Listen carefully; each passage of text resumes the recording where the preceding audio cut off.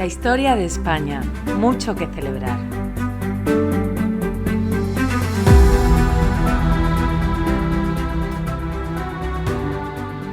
Fundada por Ptolomeo, el sucesor de Alejandro Magno en el siglo III a.C., se calcula que un milenio después, en el año 640, la Biblioteca de Alejandría, en Egipto, albergaba unos 700.000 volúmenes tras 1000 años de historia atesorando y recopilando las joyas del pensamiento. Sabemos, pero no nos han llegado, que había allí textos únicos, como por ejemplo un tratado filosófico del emperador Augusto o un ensayo teológico del mismísimo Julio César. En ese aludido año 640, la biblioteca fue incendiada.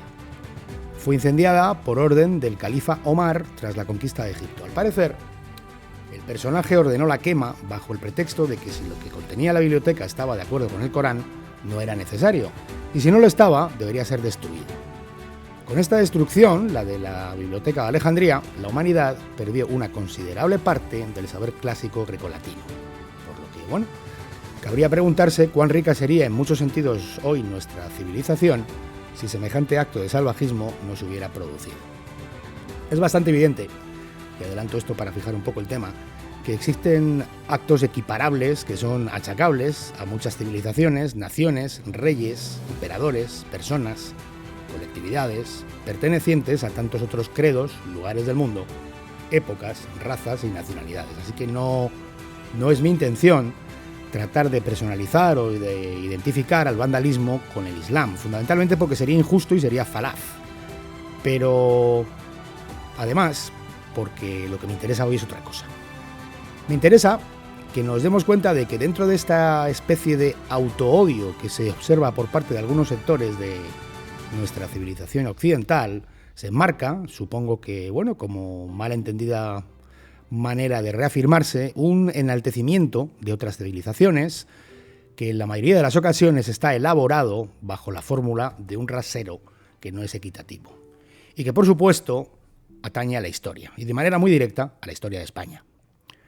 Es lugar común presentar al Islam medieval como una especie de universo de luz, progreso y tolerancia, contrapuesto a un mundo cristiano paralelo caracterizado por el fanatismo religioso, la ignorancia, el oscurantismo y hasta la falta de higiene, ¿no?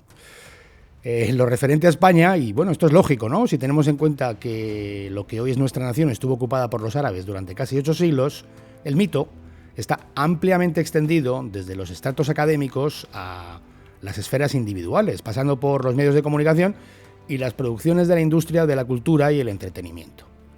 Y el mito, como casi todos, es falso. No es verdad que Al-Ándalus fuera un paraíso de tolerancia, convivencia, progreso y, bueno, respeto por los derechos humanos. Ni tampoco lo es que los reinos cristianos que acabaron tomando Al-Ándalus estuvieran poblados por bestias que únicamente sabían hacer la guerra, seguir ciegamente a los curas, poner cinturones de castidad a sus esposas, cazar jabalíes, quemar brujas y hasta huir del jabón.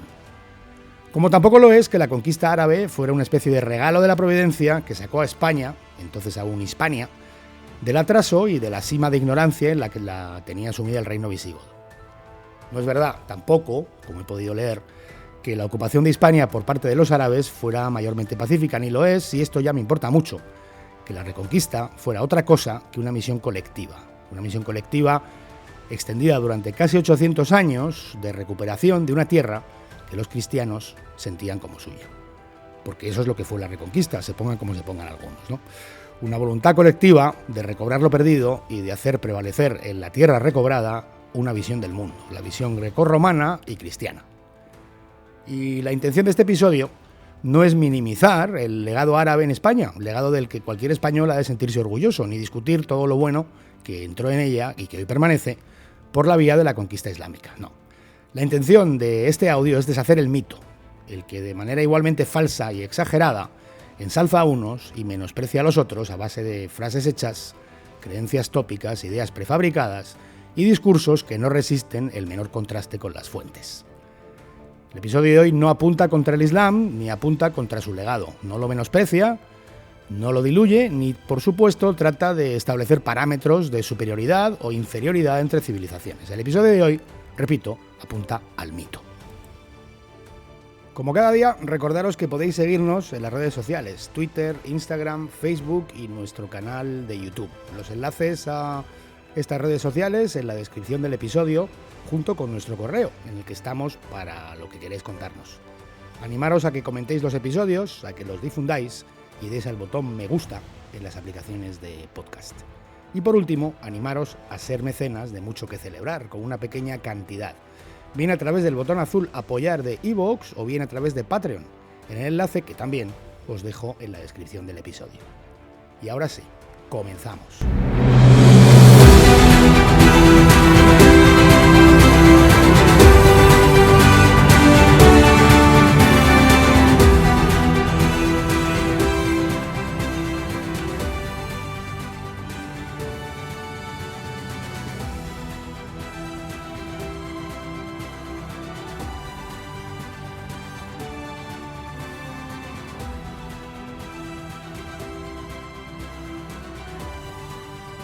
Bueno, pues vamos a ir un poco por partes, desgranando todas las derivaciones de este mito de Al-Ándalus, porque ya vais a ver que tiene varias. La primera, quizá por orden cronológico, es que la conquista de España por parte de los musulmanes no fue tal. O mejor dicho, que fue una conquista incruenta, casi exenta de violencia y un poco por consenso, algo así como un cambio de bando por parte de las oligarquías hispánicas ante la llegada de la fuerza emergente. Esta teoría, en su versión más extrema, está basada en las obras de un paleontólogo vasco llamado Ignacio Olagüe, que presenta al Andalus como el producto de una especie de predicación religiosa más que de una conquista militar. Bueno, en primer lugar, creo que no podemos desvincular la conquista de España de lo que es una expansión general del Islam que comienza en la península arábiga en torno al año 622 y que en poco menos de un siglo abarca, aparte de la totalidad de esa península arábiga, toda la orilla sur del Mediterráneo, Persia, lo que hoy sería Pakistán, Afganistán, Irak, Siria, Jordania y una gran parte de Turquía, aparte, por supuesto, de la península ibérica. Es decir, que los fieles de Mahoma consiguieron en unos 100 años conquistar una superficie parecida a la que Roma le costó 3 veces más. Resulta difícil de creer que esta impresionante expansión se pudiera hacer a base de repartir salmos y declamar versículos, ¿no? Sería la primera vez en la historia de la humanidad en la que encontraríamos cambios tan repentinos en el tiempo sin que mediara la guerra, la imposición o la revolución. Si además tenemos en cuenta que la toma de España por los árabes duró escasamente unos 7 años, bueno, pues esta teoría llamada de la asimilación se tambalea aún más. Esta tesis está fabada de tripis, como la denomina Yello Balbás, cuyo libro os dejo en la bibliografía, es un producto de historia ficción que tiene como colofón que los árabes tomaron de manera pacífica el territorio y su caída se debió a unos genocidas del norte, los cristianos, que acabaron por imponerse y destruir aquel paraíso que era Al-Ándalus, 8 siglos más tarde. Porque al final, el relato de Olagüe y el de algún que otro seguidor suyo es exactamente ese. Hablamos, bueno, de una formulación que más que explicar la historia, lo que intenta es establecer categorías morales, en ocasiones incluso presentando a la población sometida por los árabes como población liberada del yugo de la tiranía goda. Pero sí que hubo conquista a sangre y fuego. La crónica mozárabe del año 754 habla de una conquista a base de espada, hambre y cautiverio. De la misma manera que la describen, aunque ya desde un punto de vista triunfal, historiadores musulmanes como al-Marakushi, Abd al-Wahid o al-Kardabus, cuando cantan las glorias militares de los generales Musa y Tarik en España. Hubo, porque sí que las hubo, ciudades que se rindieron sin luchar, como por ejemplo Toledo, la capital del reino visigodo, y fundamentalmente lo hizo por el terror a sufrir las terribles consecuencias que habían tenido que soportar las que se habían resistido anteriormente. Que bueno, que no es plan de entrar en detalles de casquería, pero os podéis imaginar, ¿no? Las cosas que se hacen en la guerra desde que el mundo es mundo, vamos. Rendición, esta de Toledo, por cierto, que no evitó que Musa ejecutara a la nobleza de la ciudad mediante la decapitación. Posteriormente, y ya ha obtenido el efecto deseado con esa política de terror, parece que los musulmanes fueron aceptando rendiciones de otras plazas sin causar demasiado daño, imponiendo condiciones que os enumeraré ahora y ofreciendo pactos de paz que debieron ser más o menos aceptables. aunque también las crónicas dicen que pronto empezaron a no cumplir esos pactos. Pero bueno, el esquema general de las condiciones que se ofrecían a los hispanogodos derrotados consistía en 3 opciones. La primera era convertirse al Islam, la segunda era seguir siendo cristianos pero sometidos al Islam, sus leyes y sus tributos monetarios, y la tercera, bueno, pues la vida eterna. La unión de parte de la nobleza a la causa musulmana en algunos sitios pues no se debe a una asimilación o una convención pacífica, sino más bien pues a la eterna habilidad que tienen algunos de ponerse del lado del sol que más calienta.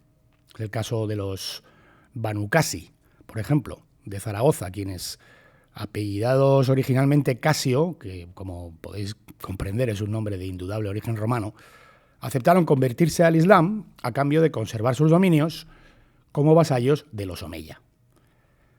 Bueno, al final, lo que como he dicho ocurre desde que el mundo es mundo, ¿no? No es que la conquista árabe de España sea más cruenta que otras, pero desde luego tampoco lo es menos. Y sobre todo, fue una conquista, una imposición del dominio territorial y de muchas otras cosas, como vamos a ver, por la vía de las armas, la violencia y la guerra. Porque la conquista de España fue para el califato omeya, al igual que todas sus conquistas anteriores, una yihad, una guerra santa, como atestiguan innumerables fuentes musulmanas. Una yihad que sistemáticamente iba dejando a su paso iglesias destruidas y cambios en los nombres de las poblaciones que tomaba, revelando así la inequívoca intención de absorber y de reconfigurar lo conquistado y a los conquistados. Una yihad que al final destruyó una civilización naciente y próspera. Porque otra de las caras de este mito de Al-Ándalus es que la civilización a la que el Islam vino a sustituir, la hispanogoda, era una amalgama oscura, atrasada, inculta y retrógrada. Es decir, que al final el Islam fue una especie de faro salvífico que sacó de las tinieblas a unas pobres gentes que vivían perdidas en las sombras. Y no era así. Era más bien al contrario, como vamos a ver.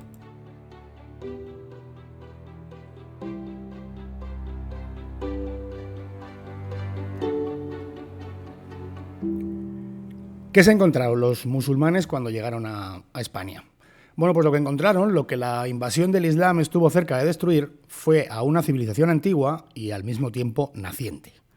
Lo que encontraron fue, en cierto modo, Roma, que se hallaba evolucionando hacia un nuevo modelo que venía de la fusión de esa Roma, de la Hispania romana, que estaba en la mayor parte de la población, con el mundo germánico visigodo. Es decir, que lo que encuentran los árabes es a la que había sido una de las provincias más importantes del imperio, desde todos los puntos de vista. Una tierra que había dado más filósofos y escritores que ninguna otra, como Séneca, Marcial, Lucano, Columela, o emperadores como Trajano, Adriano o Teodosio. Ciudades que estaban entre las más importantes del imperio y que aún seguían allí cuando llegaron los árabes, como Emérita Augusta, que es Mérida, Tarraco, que es Tarragona, o Córdoba. Sí, Córdoba, la capital de la provincia romana de la Bética, el lugar donde nació Séneca, además, que, bueno, parece que empieza con los árabes, pero no. Córdoba, la ciudad que los Omeya eligieron como su capital, había sido fundada 900 años antes por los romanos. Una tierra unida por calzadas impresionantes que cruzaban la península a lo largo y a lo ancho, con obras de ingeniería como los acueductos, regadíos, minas, termas, sí, porque, bueno, también parece, ¿no?, que los baños los trajeron los árabes. En fin, posiblemente la más romanizada de todas las provincias del imperio y la que a la postre más cuidó de su legado. Todo esto que os cuento ya estaba aquí cuando Tarik vence a don Rodrigo en Guadalete en el año 711. Pero además sobre este sustrato se asentaba la oligarquía goda, la más romanizada otra vez de las tribus germánicas, los descendientes de los que habían ayudado a Flavio Aecio a derrotar a Atila en los campos cataláunicos. Una élite que, bueno, como os digo, se empezaba a fusionar con la población original mientras tomaba lo esencial de Roma para aderezarlo con su canon germánico.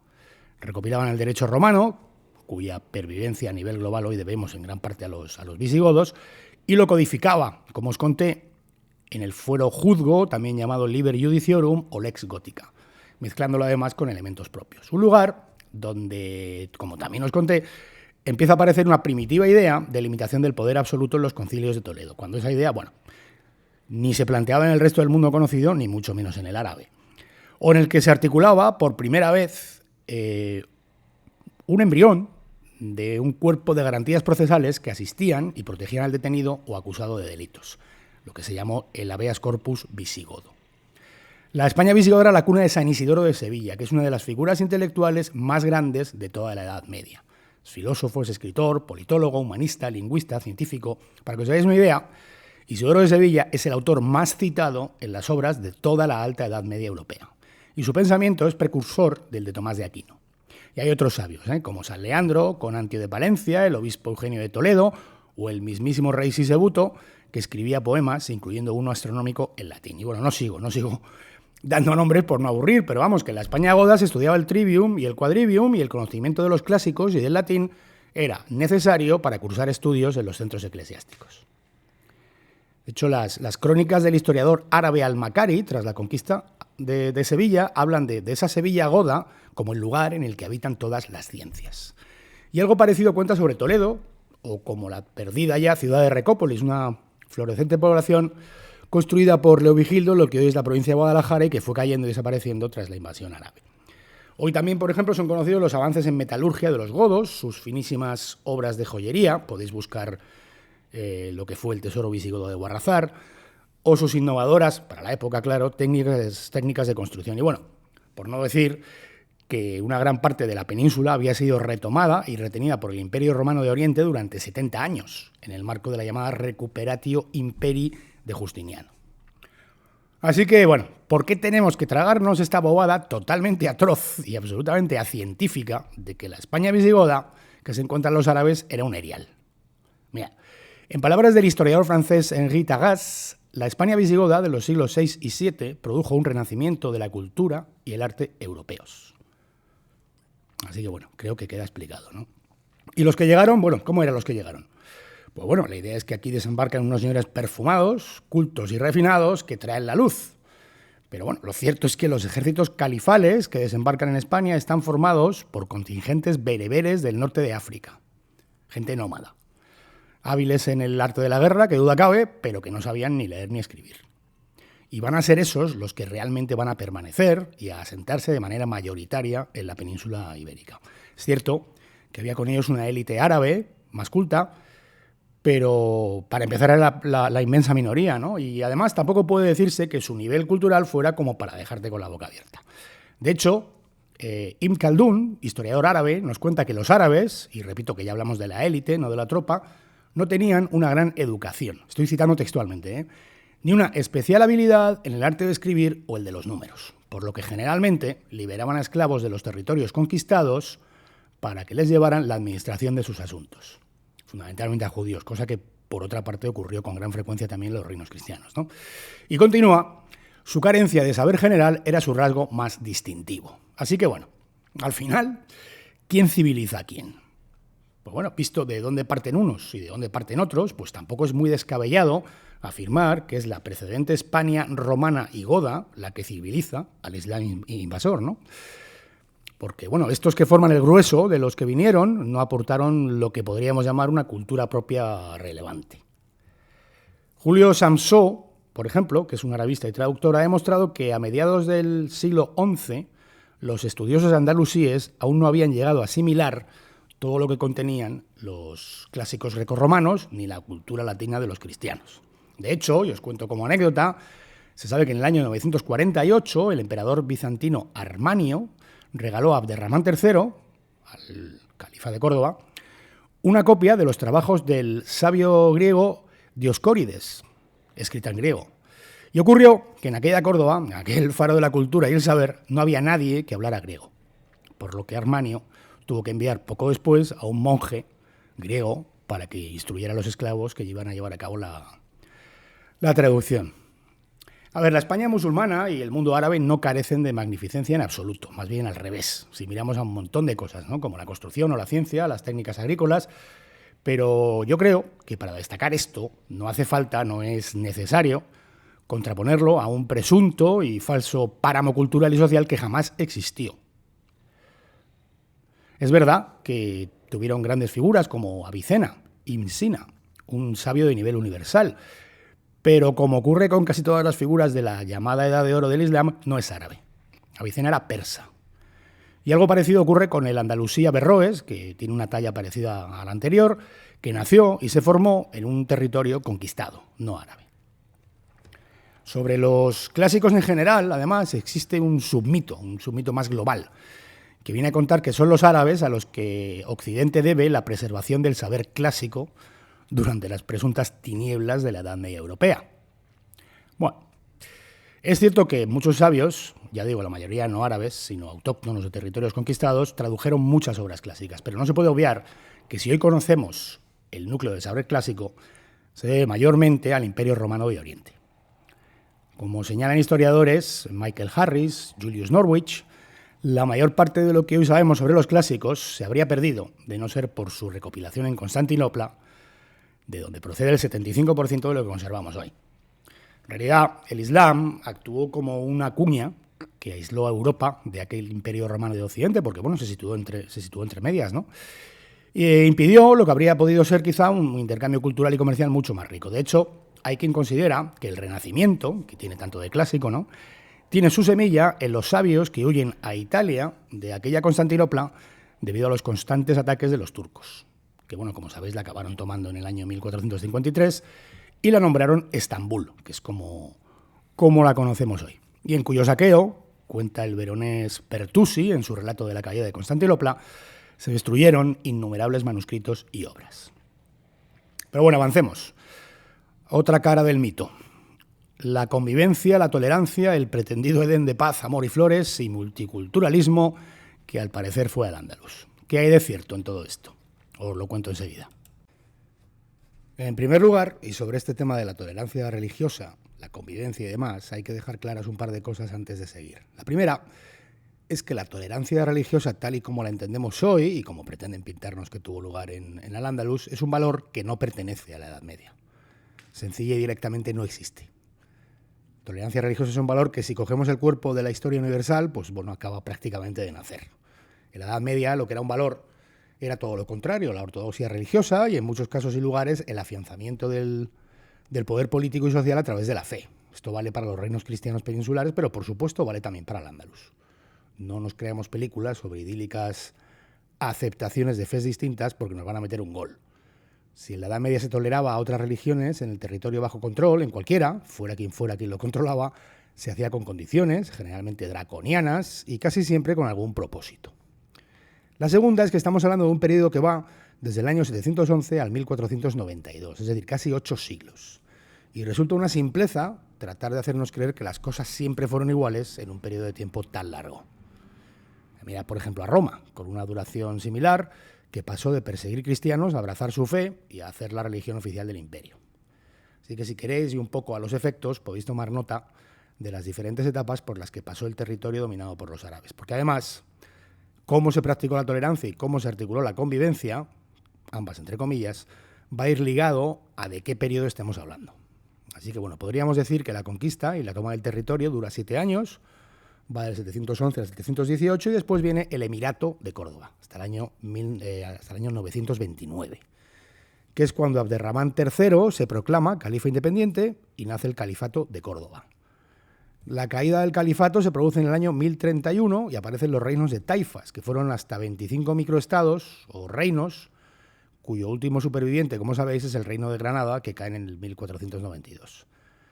Hay que destacar también que ya durante los reinos de taifas se producen 2 invasiones de pueblos norteafricanos, ambos impregnados por una interpretación muy estricta del Corán, que van a afectar a las relaciones del Islam español con cristianos y judíos. Hablo, como os habréis imaginado, de los almorávides y los almohades. Durante la conquista, como os he descrito, la suerte de algunas poblaciones fue distinta a la de otras. Los habitantes de las ciudades que sobrevivieron a la carnicería pudieron permanecer en ellas y practicar su religión, bueno, con las particularidades que os voy a contar ahora, pero por tratar de señalar algo que creo que es muy significativo, he de deciros que allá donde llegaron en su conquista, las tropas musulmanas destruyeron toda estatua y pintura de origen romano o godo, porque el Islam considera idolatría cualquier representación humana. A esto hay que unir el tema de las iglesias. Las que no fueron destruidas fueron convertidas en mezquitas, práctica además habitual del Islam medieval. Mirad Santa Sofía de Constantinopla, que hoy es una mezquita en Estambul, o la misma mezquita de Córdoba, que está construida sobre lo que dejaron de la Basílica Goda de San Vicente Mártir. Hasta el punto, y creo que el dato es bastante revelador, hasta el punto de que en toda la parte sur de España no existe una sola iglesia que no fuera construida durante la Reconquista. Lo más al norte que uno puede encontrar uno de estos templos es en las provincias de Toledo y Cáceres. Posteriormente se iría permitiendo a los cristianos sometidos construir iglesias previa autorización y con condiciones. Estas iglesias nunca podían estar situadas cerca de los barrios musulmanes ni ser más altas que cualquier construcción de culto musulmán. Sus campanas no podían ser tocadas si su sonido era más alto que la voz del muecín que recitaba versículos coránicos desde el minarete, por lo que se sabe que muchas de estas iglesias cristianas hacían sus campanas de madera. En ellas, además, no se permitían las cruces ni las imágenes. Esto que os acabo de contar es válido para épocas más relajadas en cuanto a la ortodoxia, como el califato y algunos reinos de taifas, como para las más restrictivas de almorávides y almohades. La niña bonita de la literatura, el mundo académico desnortado, los documentales y las series de las plataformas multimedia es sin duda el Califato de Córdoba. Y si bien es cierto que comparativamente tanto el califato como algunos reinos de taifas fueron más benignos para tolerancia y convivencia que almohades y almorávides, la verdad es que en general de tolerancia nada.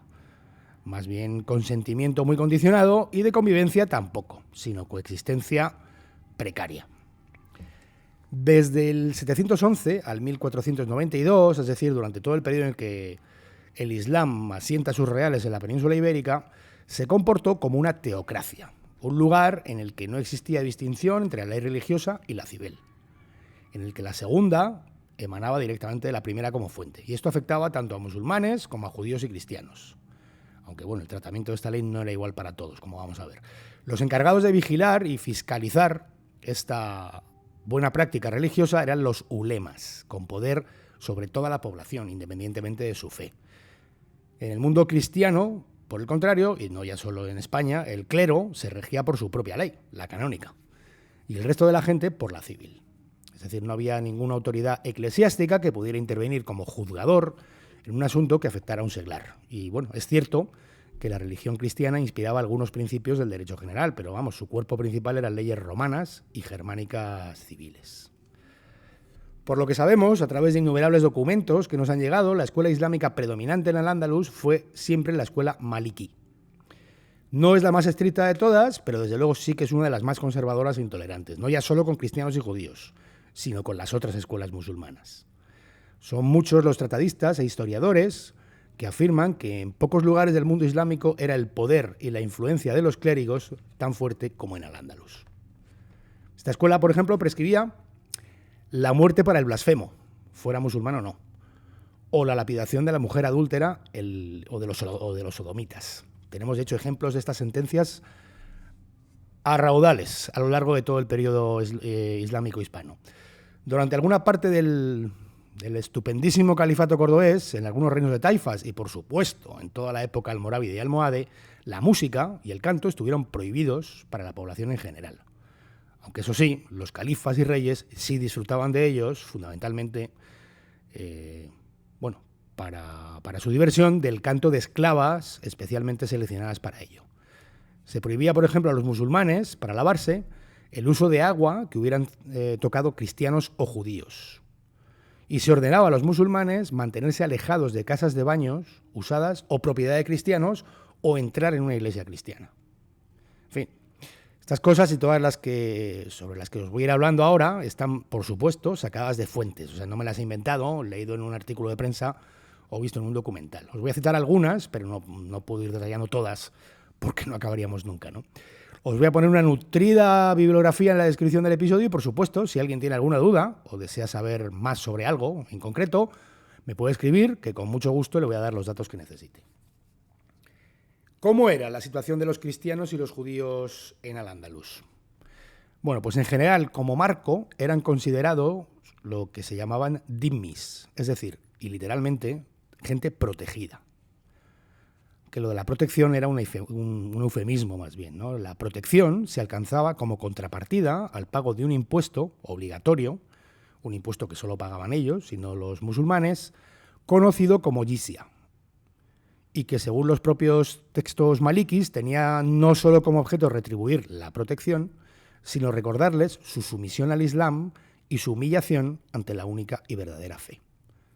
La forma de pago de este impuesto era ya de por sí era degradante, ¿no? El recaudador era pagado mientras se situaba en un lugar más elevado que el pagador, le agarraba de la garganta y le decía: «Oh Dhimmi, enemigo de Alá, paga la jizya que nos debes por la protección y la tolerancia que te dispensamos». Cristianos y judíos vivían en sus propios barrios, separados de los musulmanes, y se les prohibía vestir a la manera de las personas de buena posición. Incluso durante algunas épocas hubieron de llevar en su ropa distintivos que delataran su condición. Supongo que esto os ha recordado a la película de la lista de Schindler. No podían practicar su religión en público ni organizar procesiones, por ejemplo. Y las iglesias, como os he comentado, no podían exhibir cruces, estatuas ni pinturas, de la misma manera que estaban prohibidos los símbolos religiosos personales. El fabuloso multiculturalismo y la ejemplar convivencia se sustanciaban en cosas como las que voy a relatar ahora, cosas que obviamente pasarían por épocas de mayor o menor severidad, pero que en general constituyeron el día a día de la mayor parte del dominio musulmán. Un musulmán podía tener hijos de una cristiana, que serían además musulmanes, pero un cristiano no podía tener hijos de una mujer musulmana. Un musulmán que violara a una mujer libre cristiana debía ser azotado. Un cristiano que violara a una mujer musulmana era condenado a muerte. Un musulmán no era condenado a muerte por el asesinato de un cristiano. Un cristiano sí lo era por el asesinato de un musulmán. El testimonio de un cristiano no era válido en juicio contra un musulmán, mientras que sí lo era en el caso contrario. A un no musulmán se le permitía convertirse al Islam, mientras que a un musulmán no se le permitía apostatar ni cambiar de religión. Un musulmán podía tener un esclavo cristiano, mientras que un cristiano no podía tener un esclavo musulmán. Una mujer cristiana no podía ser comadrona en el parto de una mujer musulmana porque estaba contaminada por el cerdo y el alcohol. Un cristiano debía siempre saludar primero a un musulmán. Un no musulmán no podía portar armas ni montar a caballo en un barrio musulmán. Y así, bueno, podría seguir, ¿eh? Así que, ¿de qué tolerancia hablamos? ¿Qué convivencia es esta? ¿Entonces el multiculturalismo? Bueno, no sé. Más, ¿cómo era la situación de la mujer en este vergel de inclusividad multirracial, policonfesional y de género? Bueno, pues hay bastante literatura que trata de hacernos creer que en Al-Ándalus hubo mujeres poetas, juristas o en general cultivadas. Pero lo cierto es que fueron contadas. Sabemos de la poetisa Walada o de la escritora Shuda, pero sobre todo es que las pocas que hubo nunca pudieron ejercitar sus saberes fuera del ámbito doméstico, que era el principal marco de vida de una mujer musulmana.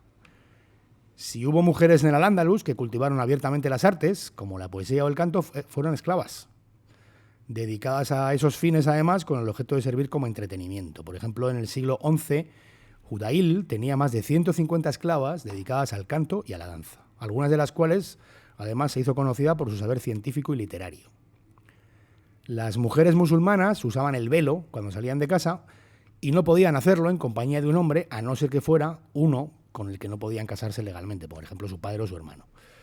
Podían ser sujetos de transacciones legales, pero siempre con un hombre como representante legal, cosa que, por cierto, contrasta bastante con las disposiciones del Fuero de León del año 1017, que, como os conté, otorgaba a las mujeres la capacidad de representación legal propia. Bajo la doctrina maliki, por ejemplo, se consideraba a la ablación, la circuncisión femenina, como algo honorable. En realidad, y curiosamente, las mujeres que jugaron un papel más relevante en Al-Ándalus fueron concubinas o integrantes del harén, que, bueno, una vez establecidas como favoritas, dieron a luz a califas y reyes y tuvieron gran influencia en los asuntos palaciegos. Es el caso de la madre del mismísimo Abderramán III, que se llamaba Muzna, y era una esclava vasca, y de muchas otras. De hecho, la revista Julián Rivera ha calculado que el último de los omeyas, Hisham II, tenía tan solo un 1% de sangre árabe. Y hablando de esclavos, si hay algo en lo que Al-Ándalus fue campeón, fue en la práctica del esclavismo. Al-Ándalus fue durante siglos el principal centro de distribución y comercio de esclavos de todo el Mediterráneo. Esclavos sexuales como el niño Pelayo, favorito de Abderramán III, eunucos o esclavos soldados, hombres estos últimos traídos de niños de diferentes lugares, principalmente África y los Balcanes, para ser entrenados, formados y servir como soldados del ejército. Sobre estos últimos esclavos soldados es muy conocido el caso de los genízaros turcos, por ejemplo. Abderramán III tenía en su muy progresista califato de Córdoba un harén de 3.000 esclavas sexuales, provenientes de lugares tan diversos como Persia, Etiopía, Sudán, India, Armenia y, por supuesto, la España cristiana. Hay constancia, por otra parte, de expulsiones de cristianos a África para ser vendidos como esclavos cuando se iniciaba una revuelta entre ellos, cuando protestaban o se rebelaban por la situación en la que estaban. Sabemos de algunas, por ejemplo, en 1101 en Valencia, en 1106 en Málaga, en 1126 en Granada, que abarcó a la totalidad de la población cristiana de la ciudad, o en 1138. Lo mismo ocurrió con los judíos, expulsados de Córdoba en 1013 y en varias otras ocasiones víctimas de pogromos y de una matanza, por ejemplo, la de Granada, en el año 1066, que se llevó por delante la vida de unos 4.000 judíos. Bueno, ciertamente, los judíos tuvieron en general un mejor pasar que los cristianos en Al-Ándalus. Pero bueno, tampoco puede hablarse de tolerancia plena, ¿no? Al final, y en la mayoría de las taifas que ocuparon, los almohades dieron a judíos y a cristianos la elección de convertirse al Islam o ser expulsados. Bueno, algo parecido a lo que hicieron los reyes católicos con los judíos en el siglo XV, pero bueno, ya sabemos que los reinos cristianos eran muy brutos y muy poquito tolerantes. El caso de Almanzor es bastante llamativo. Como gobernante de Córdoba, la cuenta de las crucifixiones, decapitaciones y empalamientos durante su gobierno pues se ha perdido. Ejecuciones que no solo sufrían cristianos y judíos, sino que también abarcaban a musulmanes. Almanzor elevó el conocidísimo esplendor cultural de Córdoba quemando miles de libros que consideraba heréticos. Y en sus campañas militares, por otra parte impresionantes, Almanzor, el victorioso, quemó hasta los cimientos Zaragoza, Osma, Zamora, León, Astorga, Coimbra, Barcelona y Santiago de Compostela, esclavizando a gran parte de su población. Respecto a esta última, Santiago de Compostela, supongo que sabréis que mandó descolgar las campanas de la catedral y llevarlas a hombros de los cristianos vencidos hasta Córdoba, donde se fundieron y fueron convertidas en lámparas para la mezquita.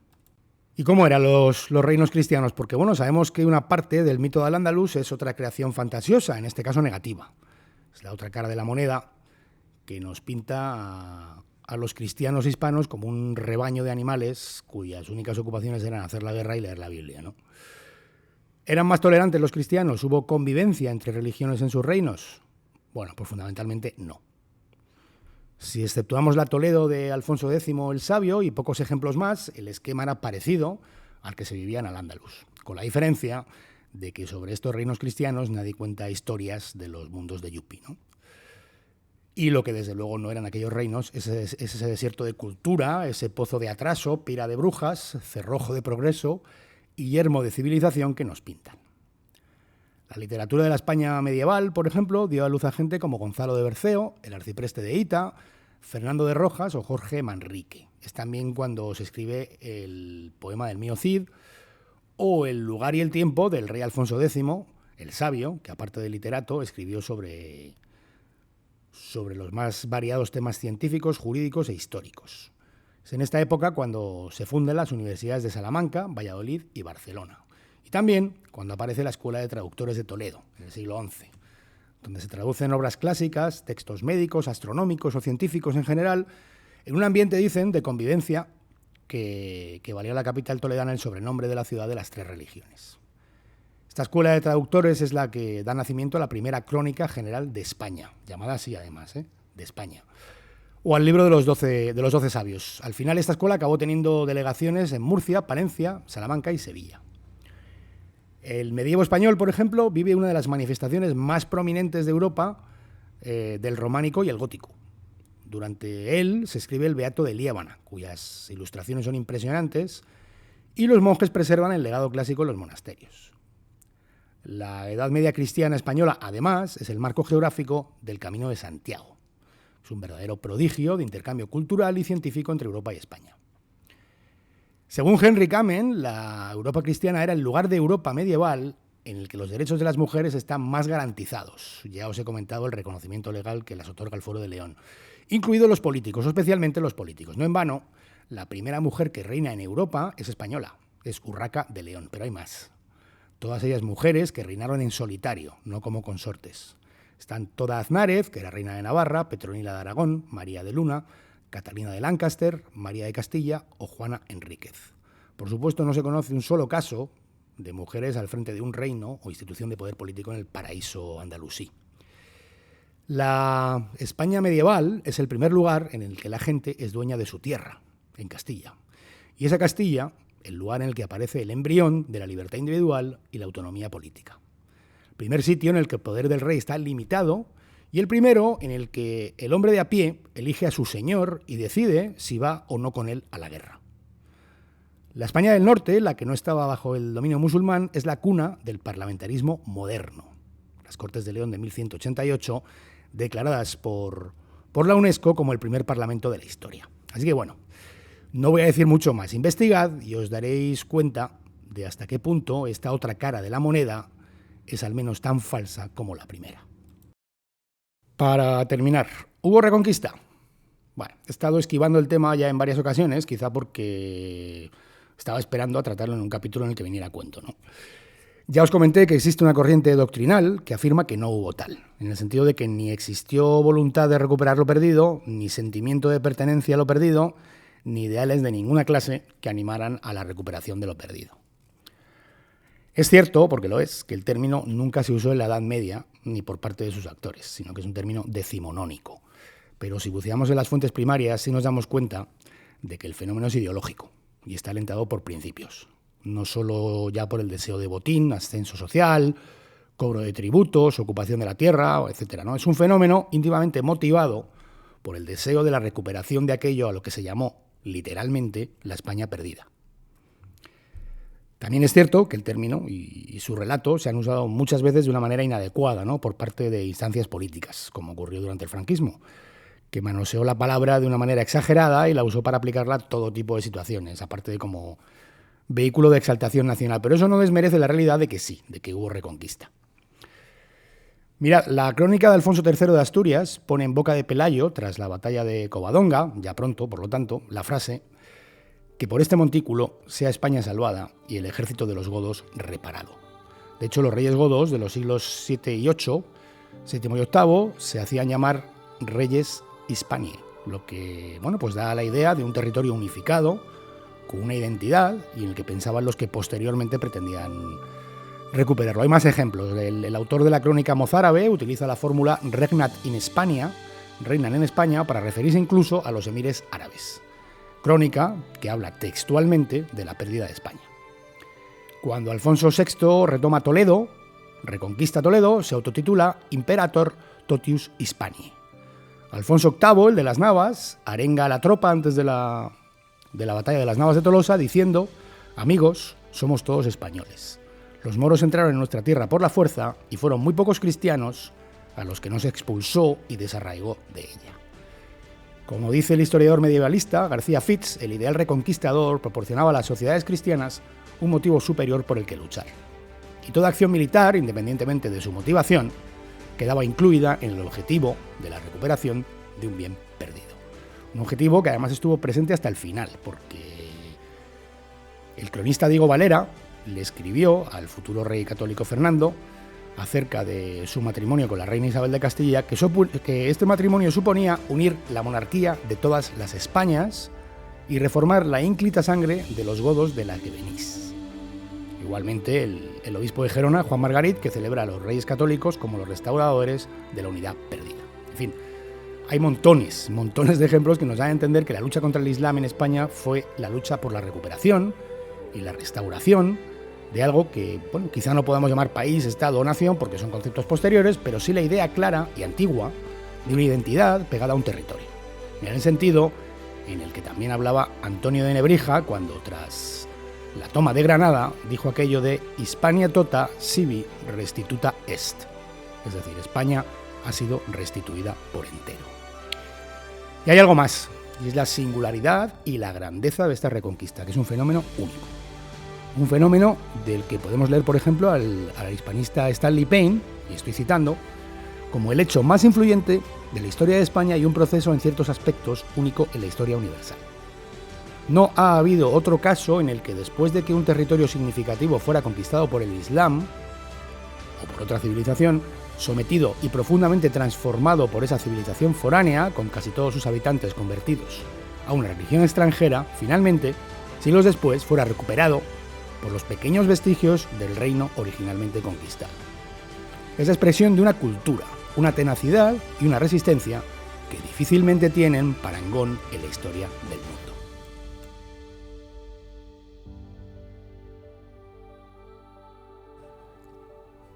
Bueno, pues al final este mito de Al-Ándalus es, como decía un amigo mío, un banco recién pintado. Un banco en el que mucha gente se sienta porque está muy bonito y en el que la gente se acaba pringando. Mira, los árabes dejaron un notable legado en España. Entre otras muchas cosas, avances en la navegación, el uso de presas para generar energía, los números que hoy conocemos o el concepto del cero, nuevos cultivos, métodos de regadía, avances en farmacología, en arquitectura, juegos como el ajedrez, una profusa artesanía y un sinfín de palabras que hoy están en nuestro querido idioma español. Por eso digo que hay un legado del que sentirse orgulloso. La lástima, lo penoso, es que haya quien trate de exaltar todo aquello inventando cuentos que nunca fueron. Y al mismo tiempo denostando lo que mayormente somos, porque lo que mayormente somos es legatarios del mundo grecorromano y cristiano. Ese es nuestro sustrato principal. Eso es por lo que durante 8 siglos lucharon por seguir siendo nuestros antepasados. Y si bien hay que celebrar esa parte árabe que suma, que se une a nuestra cultura, que la hace más rica, no hay que olvidar que, como dijo alguien, España es el país más europeo de todos, porque estuvo peleando durante 800 años por no dejar de ser Europa. Y lo consiguió. Lo demás son ensoñaciones románticas, como tantas otras ensoñaciones y mitos falseadores de la historia, que al final solo aprovechan a los que se benefician de dividir a la gente y enfrentarla. Clasificar y etiquetar a las personas con los más variopintos criterios y ponerlas a unas enfrente de otras. Hay bastantes mitos históricos, pero este de Al-Ándalus, pues quizás sea uno de los más inexplicables. Uno de esos cuyo relato más alejado está de lo que nos cuentan las fuentes. Decía el historiador Raymond Carr que la idea de que la España islámica medieval era, en algún sentido, una sociedad tolerante es un mito de la imaginación liberal moderna. No caigamos en trampas tan fáciles, no nos sentemos en bancos recién pintados y atrapar por la simpleza de un esquema que pinta una tradición cristiana oscura y una tradición árabe luminosa, porque ni la una ni la otra tienen mucho de verdad. Os cuento brevemente lo que está por venir, o lo que tengo intención de traer en próximos episodios. Habrá un audio corto de la sección Más allá de Orión, ya sabéis, esa que se centra en el uso del español, de nuestro idioma, y habrá una segunda entrega de Españolas, mujeres notables de la historia de España. Voy a empezar también otra serie titulada El Norte, en la que voy a hablaros de la epopeya de España y muchos españoles en Norteamérica, en lo que hoy son los Estados Unidos. Tema poco conocido para algunos. Estoy además trabajando, aunque esto va a llevar más tiempo, en un episodio que desmienta otros mitos. Me refiero a los mitos históricos de los nacionalismos catalán y vasco. Hasta entonces, cuidaos mucho. Un abrazo bien grande. Nos vemos por aquí.